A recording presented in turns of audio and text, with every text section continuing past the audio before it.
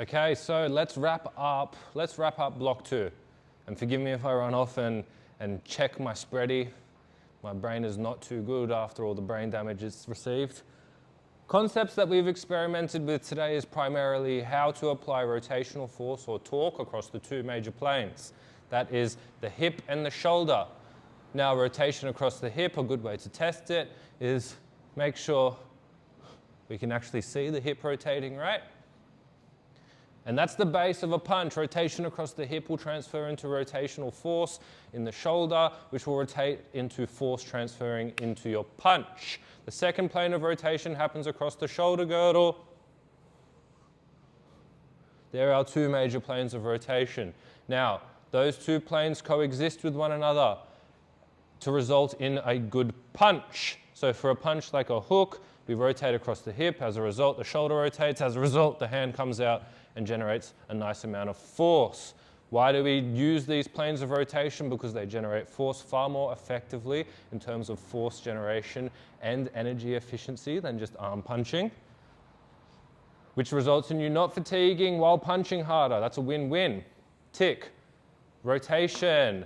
Then we introduced, I believe, the jab. So with the jab, what did we cover? We looked down the barrel of the punch. Bing! We have a line of defense. The punch is initiated from the opposite shoulder rotating. This shoulder pops.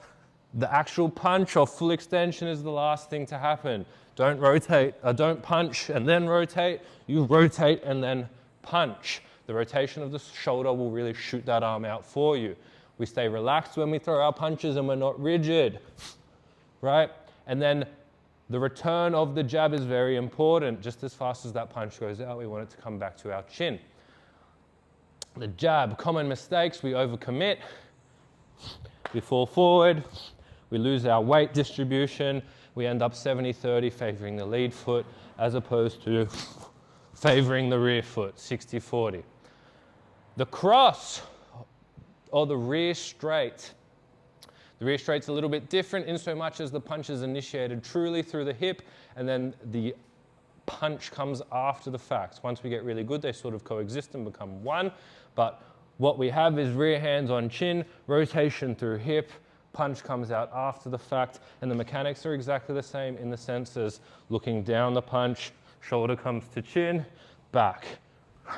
So we find whip through the hip and we generate torque down and through, not losing force through the front of our foot. Same rules in terms of weight distribution. We don't overcommit. We stay favoring that back foot. What else was there? The defensive line of our straight punches, as we already established just then, the return of each punch, how fast we can get it back to our chin, and it's important that it's back to our chin, not somewhere else. We don't return down here and make ourselves vulnerable. We return to our chin. And that line of defense, while being offensive, is our shoulders. Our shoulders become defensive for us. And the recoil, right? So we've got the defense with our punches and then our trunk and hip recoil. So I rotate, I recoil back. Recoiling with the punch and the recoil return is super important. Our last topic covered was breathing.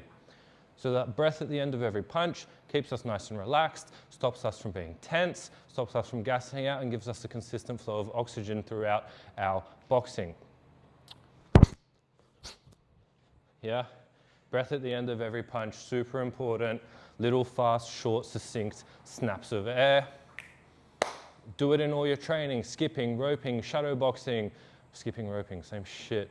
Shadow boxing, pad work, strength and conditioning, road work, all of the above, try and nose breathe, not mouth breathe.